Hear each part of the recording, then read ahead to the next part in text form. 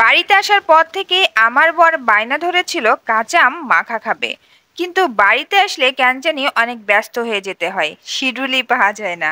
তো আজকে চিন্তা করেছি আম নিজের গাছ থেকে পেড়ে তারপরে মাখিয়ে খাবো।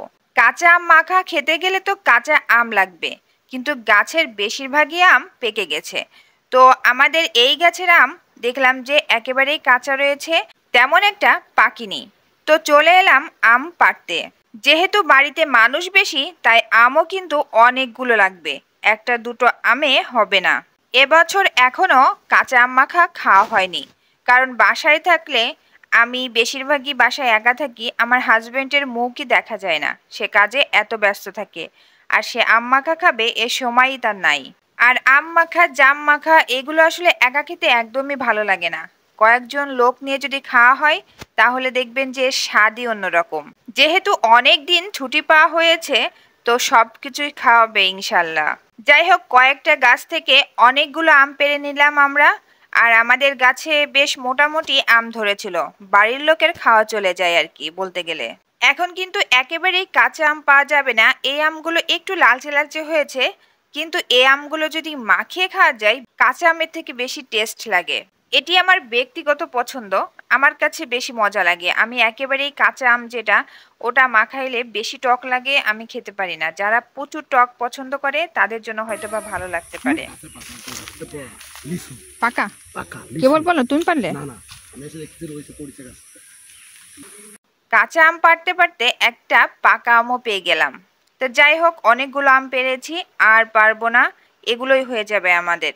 আম পেরে আনতে আনতে দেখি আমার শাশুড়ি মা কিছু আম ছোলা শুরু করে দিয়েছে, এগুলো তিনি আগেই গুছিয়ে রেখেছিলেন। সাথে আমরাও অনেকগুলো আম গাছ থেকে ছিঁড়ে নিয়ে আসলাম, কারণ এক গামলা আম না মাখালে আমাদের বাড়িতে সকলের বরাতে হবে না। আমাদের বাড়িতে মেয়েদের তুলনায় ছেলেরা বেশি টক খেতে পারে। আর এখানে আমটা সেলাই মেশিন দিয়ে কুচি কুচি করলে হবে না, কিন্তু দেখতেই পাচ্ছেন আমার শাশুড়ি কিভাবে আম হাতে কুচি কুচি করছে, ঠিক এভাবে কুচি কুচি করতে হবে, তাহলে আমার হাজবেন্ড খাবে। এভাবে না হলে তার পছন্দ হয় না। অনেকেই আছে আম মাখায় চিনি ব্যবহার করে, সেটাও দেয়া যাবে না। আমি আবার দুটাই পছন্দ করি, এটার থেকে সেলাই মেশিন দিয়ে যেটা করে সেটাও আমার বেশি মজা লাগে, কারণ ওটাই আমের একটা ঝোল বেশি হয়। তো যেহেতু আমার বরের উদ্দেশ্যে আম মাখানো হচ্ছে, তো সে যেটা পছন্দ করে সেটাই মেনে নিতে হবে, কিছু করার নাই।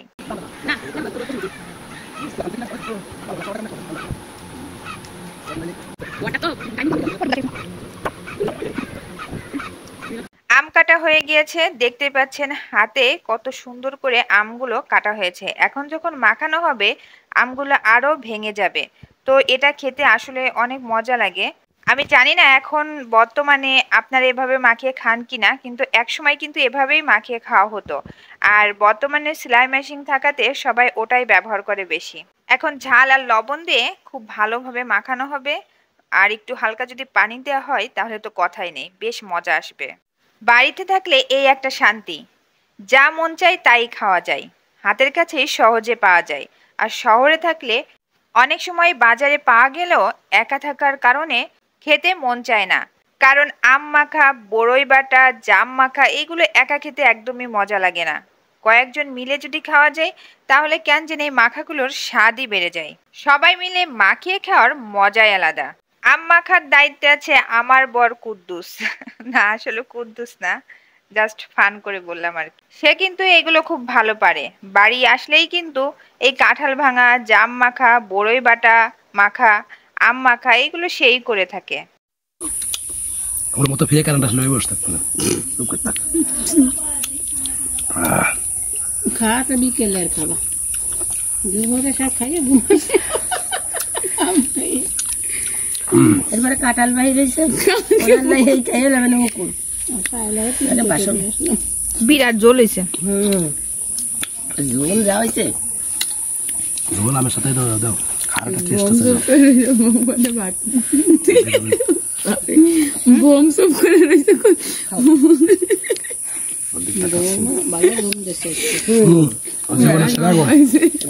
জীবনে যদি 5টা সেরা কমতে 1টা সেরা কম।